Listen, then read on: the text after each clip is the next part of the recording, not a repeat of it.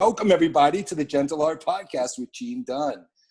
Today, we're sitting with Jenny DePaul, and she is the founder of Project Kind. Welcome to the Gentle Art, Jenny.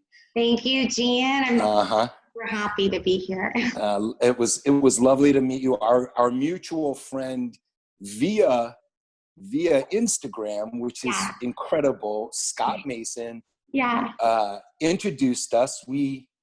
It came to my attention that you and I were following each other on Instagram because I guess of the work we're doing together, in the same kind of vein or genre. And then he met you and was like, you got to meet Jenny. You got to.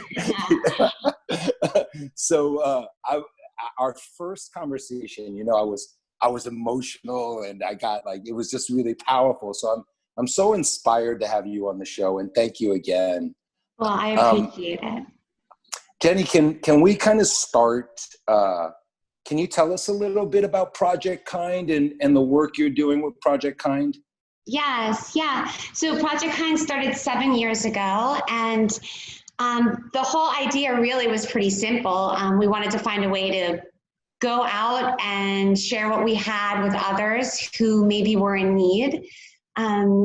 And it was really as simple as just sharing love with somebody, which I thought was simple at the time, but looking, I realized that love is really a big thing, and it has a huge impact in people's lives. So Project Kind, we really create opportunities for people to come together, share what they have with someone who's in need, someone who's in need, and to be a part of their journey. Yeah, so. Can you, we talked about how you kind of got to Project Kind, right? And what I understood was that you were a foster mom. You were fostering young people in your home, and then kind of grew out of that. How did that happen? Yeah. So early on in my marriage, when my children were little, they were at 2 and 3 at the time, my husband and I decided that we wanted to share what we had, and we had a home and love to give and a family. So we started doing foster care. And really we thought at the time, wow, we're going to do this great thing for these children and we're going to take them in. And what we didn't realize after, child after child, was just how much they really did for us. They're a big part of growing us, our hearts, our minds, our outlook on differences in people, and the fact that everybody's so worthy of love. It kind of got us to a point where we wanted to do more. So we had taken in 15 kids over the last 15 years. And Jenny, I, there's a question that's burning on my tongue. Wait, so I'm understanding that you had two children of your own, yes? Mm-hmm. But then there was more love to give. Most people go I've had my fill with kids at water too, right? So how do you go what was that was kind of blossoming inside of you? How did you make that connection? What was it? Did you come from a big family? No, so I have 2 siblings, but I always wanted a big family, and I wasn't sure what that looked like, though. I always felt like I was supposed to have a few of my own, but then take some in. There's just so many children out there that are displaced and in need of a home. And for me, when we went into it, I was like, okay, we're going to take in kids that we can adopt. But you mean they were going to be part of your family? That going into it, that was my thought. But I feel like, sometimes what we have in our minds, the plan we have, there might be a bigger plan. So, you don't say. Really, the trick is to be open to it, right? Along the journey is to know that, okay, you feel led to do something, you have to be courageous enough to take the step, but then, and very vulnerable too, but then open to, well, what is the bigger plan here? And am I really able to follow through on it? like, am I willing to really see this through? So for us, we realized early on that adoption wasn't the bigger plan. It was fostering. Like, so that I can understand, fostering is just a place for young people to move up into a family, or? Yeah, so with fostering, the kids are coming to you temporarily, and the hope is Mhm. that their biological birth parents are going to be able to do what they need to do to get them back. So you're providing a safe Mhm. place for these kids, Mhm. while they're kind of in waiting. And most of the time they're coming to you with a lot of challenges. There's a lot of emotional stuff going on for them. So it is a challenge, but we embraced that, which was something we weren't planning on.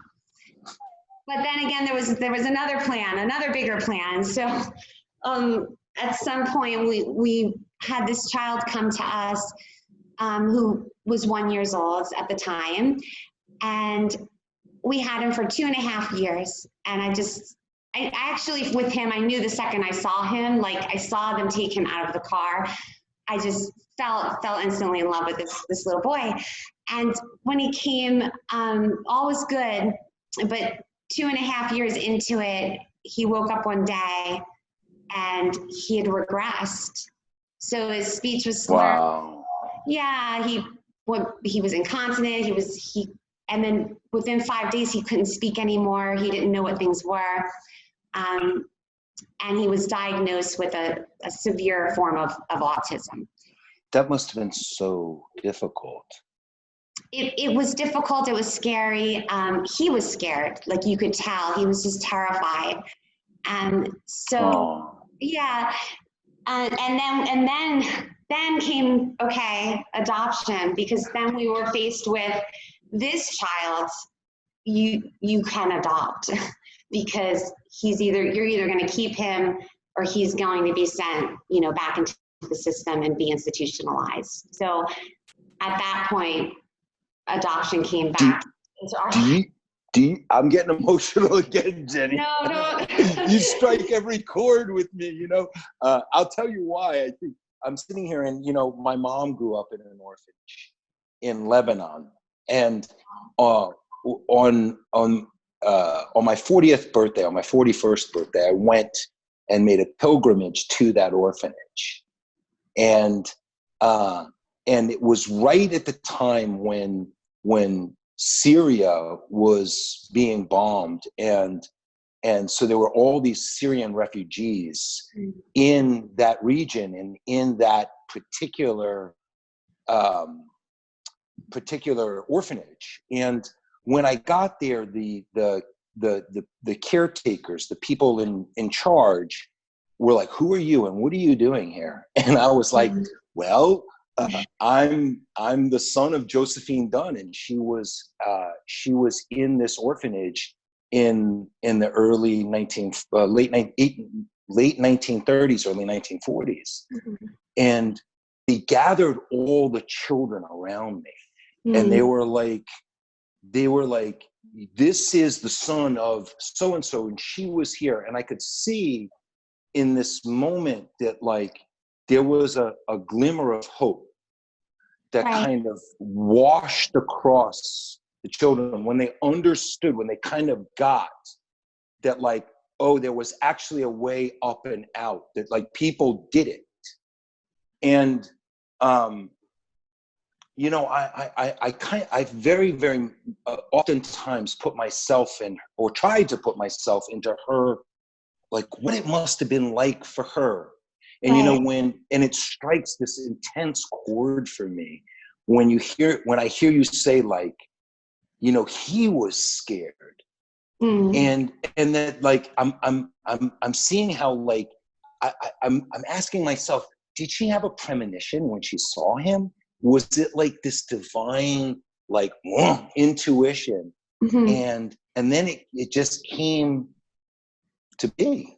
Yes. Well, so I believe that first moment when I saw him, that's when God started to prepare my heart for what was to come. because I think, you know, there's a plan in place. And again, we just have to be open to it and embrace it. When the agency came to me and said, hey, listen, you have a week to decide, you can adopt this Oh my gosh. or he'll be considered unadoptable and we're going to take him. And I knew my life was going to change drastically, but I also knew he was just as worthy at that moment as he was the moment he got out of that car. So everything that I deserved, you know, a home and a family and love, he still deserved it. He wasn't different. The essence of him wasn't different. It's just, he had these challenges. So I adopted him.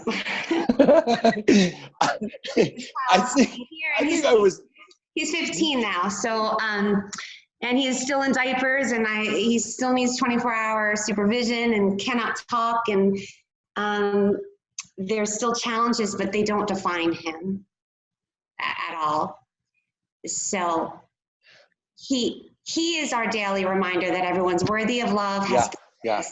And that is what Project Kind is about. Yeah. So take us, it's so beautiful and so wonderful. I'm thinking to myself, who is this person? Like, I'm so yeah. That's the other thing too with Project Kind is I'm trying to tell people or let people understand that, you know, anybody can make a difference in someone's life. There is nothing special about me. Nothing. Well, that may be so, Jenny. I mean, I might argue that point, and I'm the guy who goes, no one's special because everyone's special. Like, I don't really like the term special, but, and in that vein, I gotta ask, like, how did you come to this place? Like, if someone's out there and they're listening and they're going like, wait a second, I'm going, wait a second, how, like, did like your parents give you that idea of love? Where did that seed get planted? And then how did it, like, look, I'll be frank with you. Okay. There was one child who was like, take me with you. And Jen, I'll never forget him. And, you know, there was this moment where I was like, yeah, I could do it. Like, why not? And then something changed for me. Like, I got scared. Yeah. I like started to feel like I'm not actually capable of that. And that thing, I'm not proud of it, but like that thing overtook in my consciousness, oh, look, this thing is sliding, excuse me. It overtook in my consciousness the message to go, you could do this. Yeah. Like, I don't got a family. I'm not married. I was married, but like, I could have easily made a home. Now, I don't know about easily, right? But like, it was a possibility. Right. And so I'm going like, wait, how is it that me, this like 6'2", 240-pound monster who's supposed to be fearless, like got scared at that thought, but you, this, however you would, whatever adjectives you would describe, lovely woman got the message and didn't get scared. Well, so I don't think we're all supposed to do the same things. You know, it's about what you feel led to do. So there's so many needs out there, and I think we're all, God gives us all different gifts and abilities, right? So for me, there's certain things that have just come easier to me since I'm young. And those are the things as an adult that I've been trying to embrace and be open to. Mm-hmm. There's so many ways you can give and share and have an impact on people's lives. So it could just be that I don't think that was anything that you did wrong. It just, maybe that's wasn't. Thank you. That's very kind of you.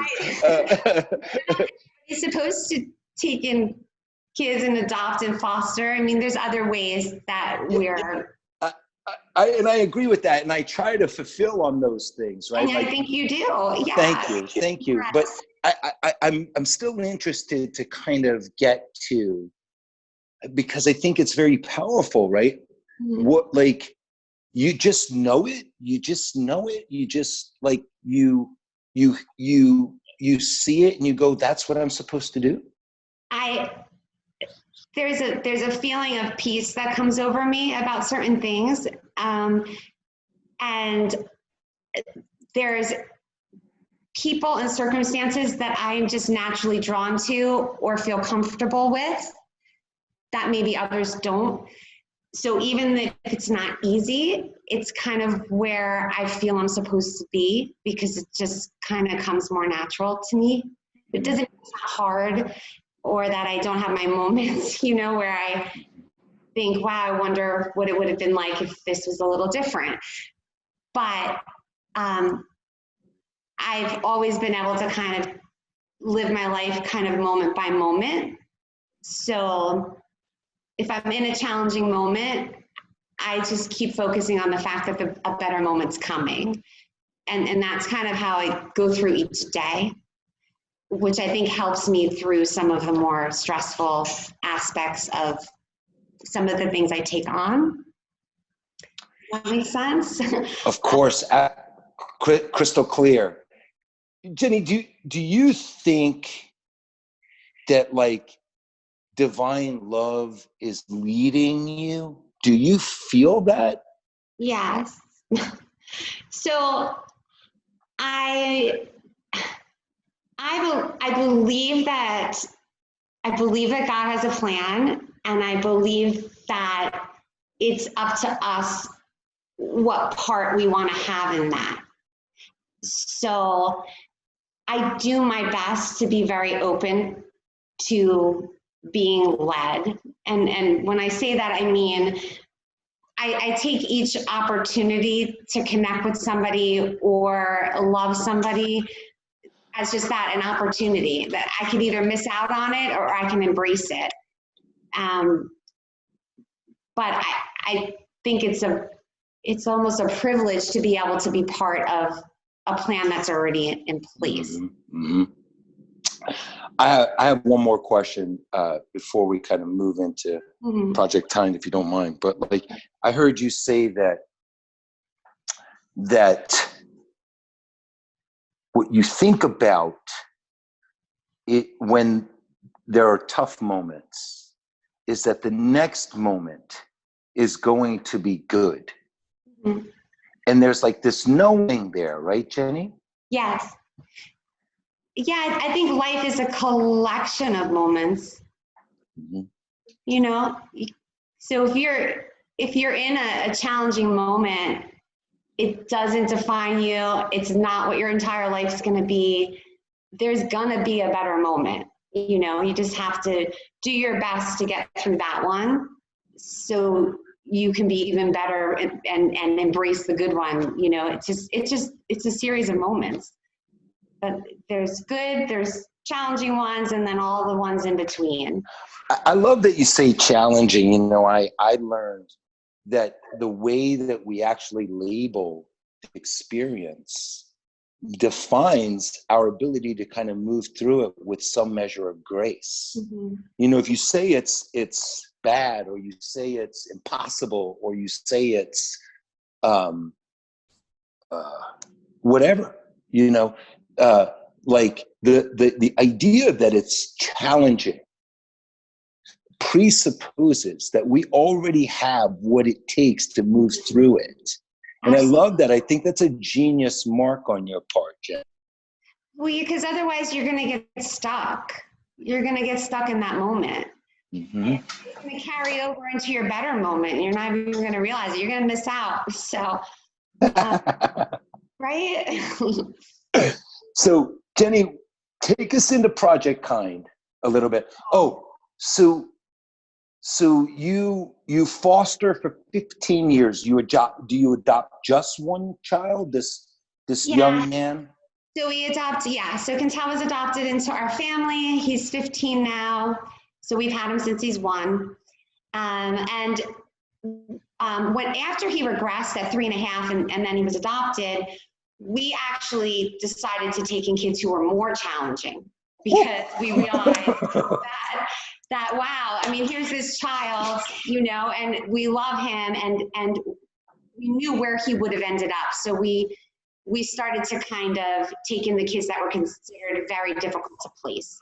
So we just recently stopped fostering and to focus more on, my girls are older now and I wanted to really pour into them a ton because one was going to college, the other one's soon going to college. Quintel is 15 now and big and strong and needs a lot. And Project Kind started to grow. So we just stopped taking in kids about a year ago. May I ask, because I think it's so interesting, like your daughters, when we met, we talked a little bit about them, but what do they play? Like, how do they kind of work into this idea? Yeah, so they were little when kids started coming, and really all they know, is they grew up sharing their home, their family, their belongings, their bedrooms. Like it's really all they knew. So they played a huge part in it. They were sisters to 15 kids, that they had to say goodbye to at some point. Wow. So they've grown into lovely young women. I can only imagine. They must have so much depth to them.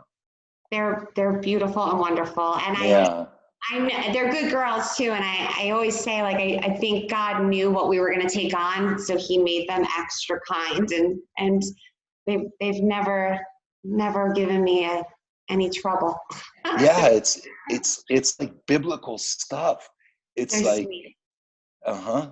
So Project Kind goes, so you start taking in these more challenging people, and then young people. Yeah, so what happened was at one point, it was 7 years ago, I realized, like, wow, my girls have been a part of a lot. And with my son and all the challenges that came with his disabilities, I thought it'd be a good idea to have a family meeting and really check in with the girls and see how they are and have a conversation about what it really meant to live out your truth, your purpose. So that was the topic of our family meeting. And, but really my intention was to say, you know what, we've had some challenges, but I never want you to feel defined by them or trapped by them. Like, I want to make sure you girls know that you're not this challenge, which when I say that, I mean my son's challenges and all that came with that. You have the ability to have an impact and do bigger and more. So we started to talk about that. So we as a family came up with some truths, things we all agreed on. And that was that everybody was worthy of love, everybody had purpose, and we all had something to share, regardless of your circumstances. A friend, write those down, please. A friend's got a board with the gems. Oh, does he? So then I said, well, okay, so we all agree on those things. So let's figure out a way to live them out. Like, in what way can we be a reminder to others of those 3 things? And the great thing about that is when I asked them why they felt that, they all referenced back to Quintel, my son. Wow. which meant so much to me because they could see past his challenges too, you know? So we don't have a lot of money, and, you know, our house was filled with kids, and we had all this stuff going on. And I said, well, you know what if we just share a little bit of our time and go somewhere where people need to be reminded of that? Mm-hmm. And we set up at Penn Station in Newark amongst people who were experiencing homelessness. And we just started spending time with them. I mean, that's really how. Wait, I just want to kind of put a pin in. You just said, I heard you just say they're experiencing homelessness, rather than saying they are homeless. Exactly. That's a beautiful point, Jenny. Well, because it's just their experience, what they're experiencing. It doesn't make them. It's not that they always have a home. That's right. We all do. It's not who they are. It's just what they're experiencing in this moment. That's right. So, and we figured, okay, they may have forgotten that they're loved and worthy. So why don't we just go spend some time with them and be a reminder? So wait a second. Are you saying that you and your two daughters go to Newark, Penn Station in Newark, and just start spending time with people? Yeah. So we would park. We would make no weapons. No. Okay. And that's the other thing. It's like we just went. So there was no big expectation. We had no big plan. It was just, let's just go. And we brought like a few sandwiches, and we sat and we shared our lunch with people and said hello and made eye contact and shared our name. And we went back at the same time on a regular basis and started to form relationships with people. Whoa. And then, I mean, there's just a whole, I mean, what happened from there is... Jenny, I want to get to that. Are we doing good still? We still doing good? Yeah, I'm good. Okay, great. So I got to ask, is there one standout like that you, like your son, like, is there one standout from that experience that really like kind of shifted even your own calling into like the next gear, if you will? Yeah, you know, I really think it was just to see how easily that people embraced even just the eye contact. Just, it was like, it didn't matter what I brought or what I gave them. It was more like the connection and somebody actually wanting to form that relationship. It's been with every single person I've met since those 7 years. It was for me. I'm sorry, I interrupted. Excuse me. It's okay. Is it that they're just, that's the issue, is that there is no connection, that like that you treated them like a person? Yes. Is that the lesson for us, Jenny? I think it's that simple.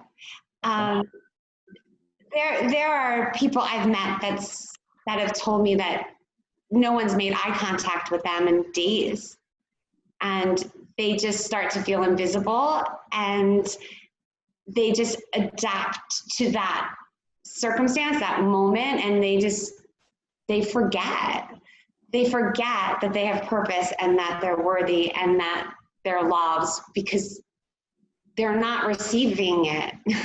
So how did, go ahead.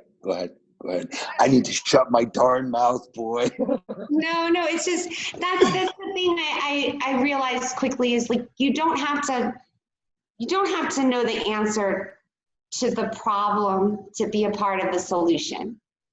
Like and you don't have to have it all together and have, you know, it all figured out. You just need to go and connect. It's the connection. How did you, I'm sure there are people out there that are going like, I want to do that. Mm-hmm. But then when I get faced with it, I get nervous that this person may be dangerous or something like that. Like, how did you deal with that? You and your two girls, no less. Yeah. So, well, first of all, when we planned on going to Penn Station with the kids, when they were with us, we made sure it was, during the day, and we picked Penn Station because there was police presence. Uh-huh. So I really had to think, because I was involving my girls, Uh-huh. we didn't just go to like some street somewhere and, they were 8 and 9 at the time, I think, or something. So, Jeez. But the other thing is, it was a learning experience for them too. There were times when we went up to people and maybe they had some mental health challenges or stuff going on, and I think it was a good lesson for them too, to know, okay, well, this is how we react to that. You give them their space, you respect that, and you're not going to them with any expectations. So you've done your part. They can't accept it right now. So you just kindly and respectfully move on. For me, Jenny, I think that you're doing that act right there is some of the most responsible parenting.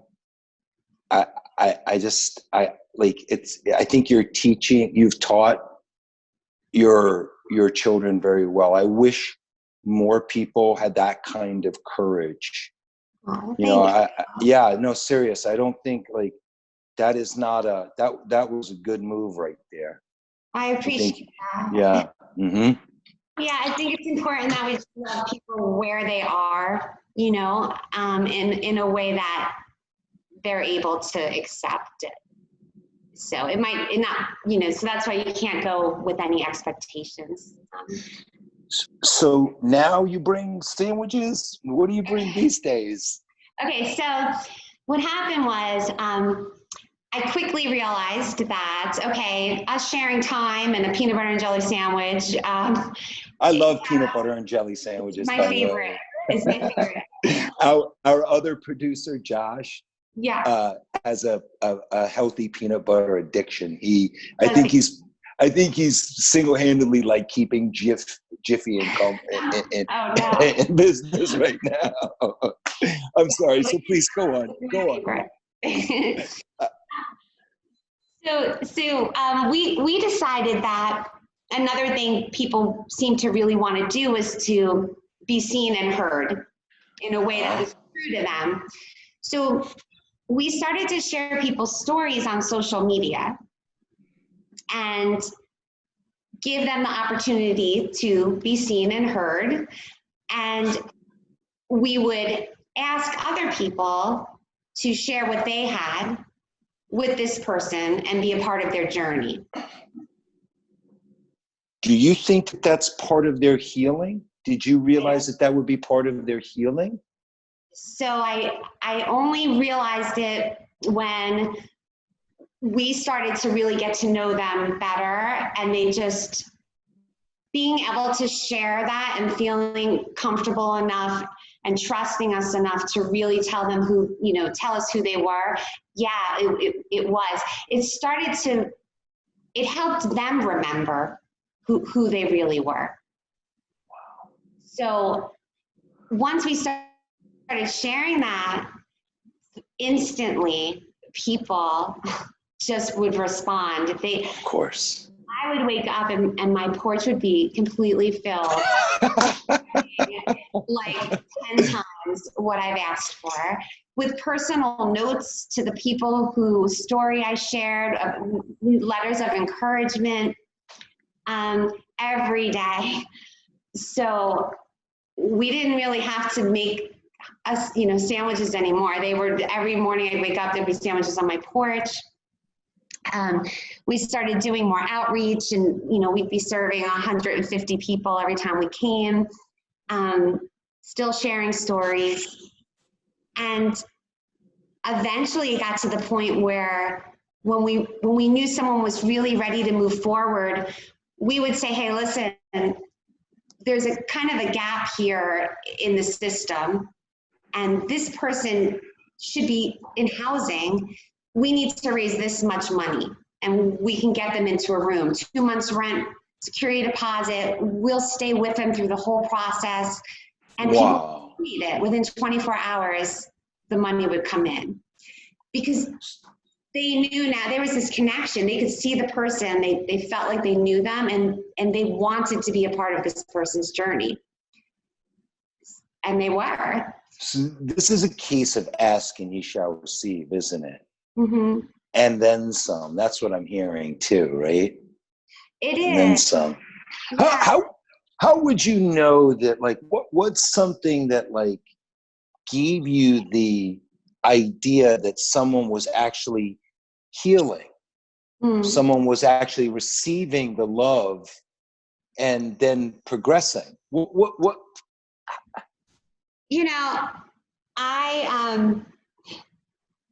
I always kind of think the best scenario, and I go with that. Yeah. And then whatever happens, happens. It's like, okay, let's do this. And then where they take it from there is for them to decide, right? It's not me. And I formed really close relationships with people, so I kind of have a feeling. Uh-huh. So that intuition must be so sharp. Must be like razor edge, I've mostly been on point. There's been a few mishaps. There's definitely been a few mishaps, but yeah. So things started to grow, and different companies wanted to get involved, and organizations, and before I knew it, we'd have 1,000 sandwiches on my porch, and but then there's some bigger things started to happen. So who are some of the supporters now, the big supporters? So at one point, State Farm kind of heard about the way we were doing things, and they decided they wanted to feature us in a campaign they have called Neighborhood of Good. Yes. Yeah, so they got a production company, and they followed me and the girls around for a few days, and they put together this little mini, documentary or long commercial, I don't know what you call it, and they put it out there. But during filming, Toyota got involved. So Toyota donated a van to us so we could get more items where they needed to go during each outreach. And they donated money. And with the money, we then realized, okay, it's time to become more official. We need to become a nonprofit. So that's when we became a nonprofit. But with Toyota getting involved, then the New York Giants got involved. So the New York Giants have been a big part of Project Kind. We have a Giants player who's on our board, and some of the other players who have contributed monetarily, but they've also been a part of our outreaches where they come and meet me and hand out sandwiches and sit with people and talk to people and get to know them. They've helped us house people. I have a player who we shared a woman's story about her and her children who were getting evicted, and he came to their house, sat at a table with them, and then gifted them a year's worth of rent. Yeah, but they met. He didn't just write a check. He didn't just send it somewhere. He came and met with me and this family and sat with them and wanted to know them. Mm-hmm. And so they now are a year's worth of housing. and then because of that, Bob's Discount Furniture. Of course, Bob's Discount Furniture. Well, who else? They furnished their house. Uh-huh. They donated to us, so we have $10,000 worth of credit to help other people who are living in homes with no furniture, which is more than you would think. Yeah. Jenny, and the NFL has been involved. May I ask, well, I want to ask a couple questions. Like, I'm sitting here thinking this is like a bit of a Robin Hood-esque story. Like it's like Renegade, like, you know, in the best way, like it's some Ronin samurai stuff. If you get that reference, like, but you know, it's like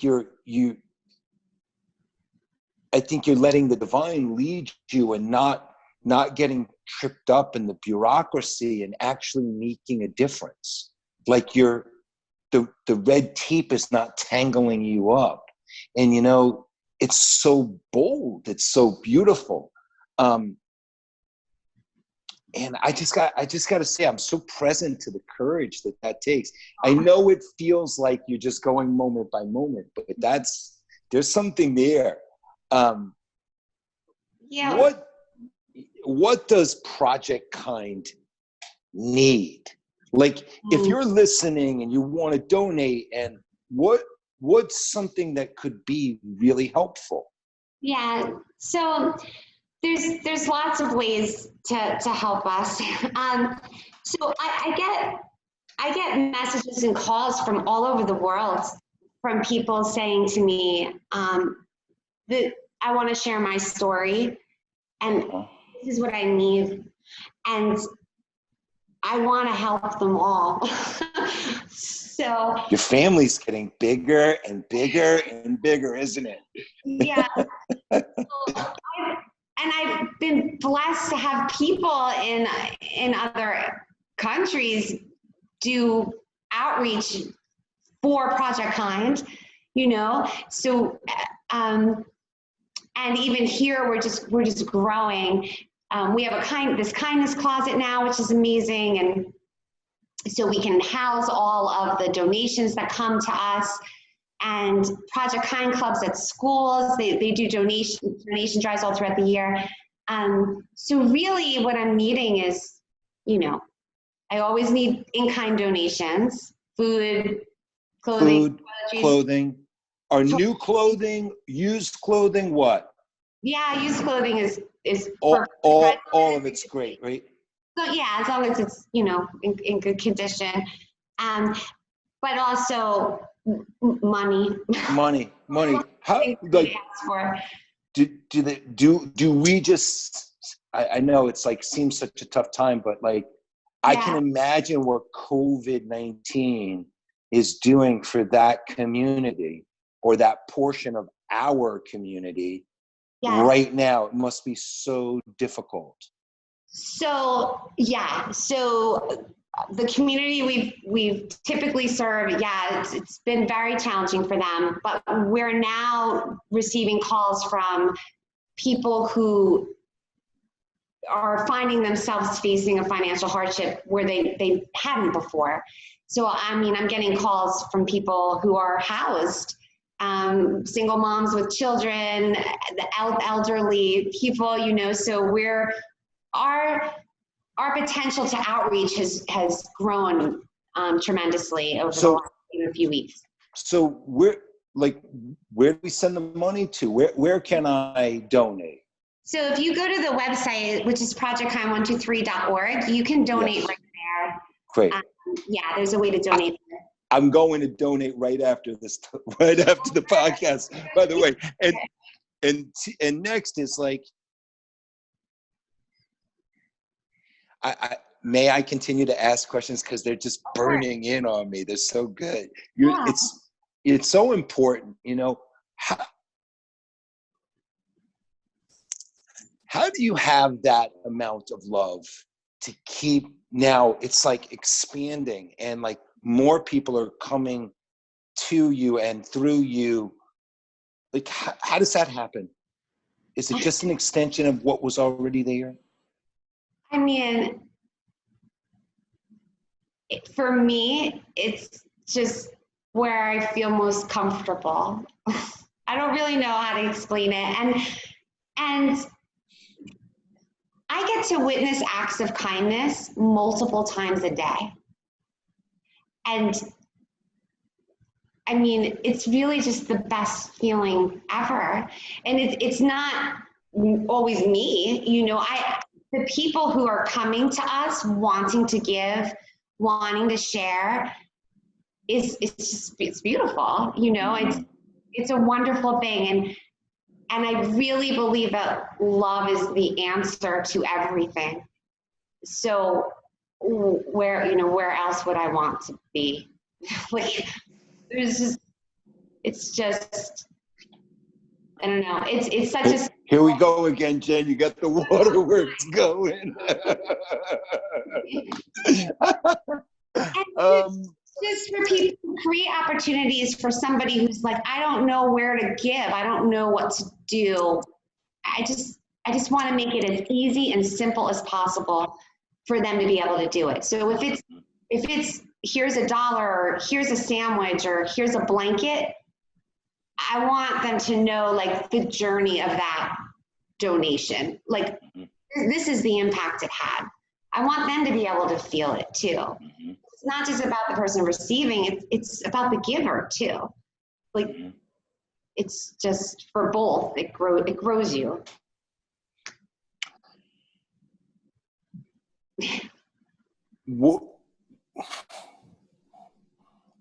I just think this is an important question. What do you see for Project Kind going forward? Yeah, so my hope for Project Kind, if it's what is supposed to be planned, I don't know. So I try not to plan, because usually if I plan something, I get in my own way and I mess things up. But for me, where I think it's going is, I've had quite a few people from all over reach out to me saying they want a kindness closet. They want Project Kind clubs in their schools. They want Worthy of Love events at whatever their football stadium is. They want to duplicate what we've done.